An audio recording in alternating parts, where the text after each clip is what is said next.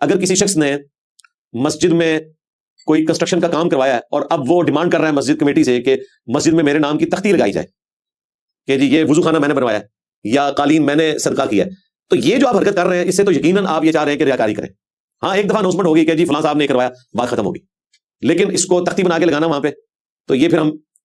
بڑی مشکل سے ہی اس نظام اپنا قائم رکھ سکتے ہیں. باقی اللہ تعالیٰ نے جس کو اس حوالے سے کوئی توفیق دی ہے اور اللہ تعالیٰ نے اس کا نام تاریخ میں زندہ رکھا ہے وہ ایک الگ بات. جس طرح سیدنا عثمان کے بارے میں ہم کہتے ہیں جامعہ ترمذی میں سنن نسائی میں موجود ہے کہ 3 موقعوں پہ انہوں نے جنت کمائی. ایک دفعہ مسجد نبوی کی توسیع کے لیے زمین لے کر وقف کی، دوسری دفعہ میٹھے پانی کا کنواں مسلمانوں کے لیے وقف کیا خرید کے، اور تیسری دفعہ غزوہ تبوک کے موقع پر 1000 دینار دیے اور 700 اونٹ لدے ہوئے، اور تینوں مواقع پر نبی علیہ السلام نے ان کو جنت کی بشارت دی. تو یہ ان کی ایک نیکی قائم ہے، لیکن کہیں یہ نہیں ملتا کہ انہوں نے کوئی تختی لگوا دی ہو. ایک اشارتاً چیز ملتی ہے صحیح بخاری میں کہ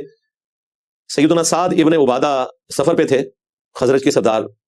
پیچھے سے ان کی والدہ فوت ہو گئی، واپس آئے، کہا یا رسول اللہ میری ماں میری غیر موجودگی میں فوت ہو گئی، تو مجھے ظاہر اس چیز کا غم ہے، میں چاہتا ہوں کہ ان کی طرف سے کوئی ایسا عمل کروں کہ مرنے کے بعد ان کو اس کا ثواب پہنچے، تو میں ایک پانی کا کنواں کھدوا کے وقف کرنا چاہتا ہوں.